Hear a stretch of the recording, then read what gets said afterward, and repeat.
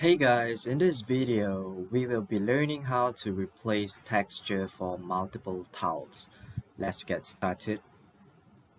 So first thing, go right into our customize tiling function.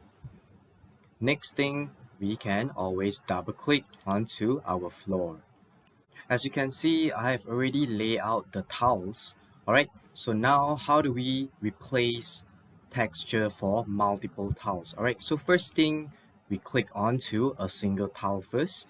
Alright, so at the corner right hand side, as you can see, there's an all and there's a single.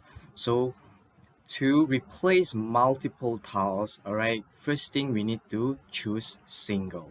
Alright, next thing, for example, if let's say I would like to change 4 tiles, all I need to do is hold on to my control and select the tiles that I would love to change.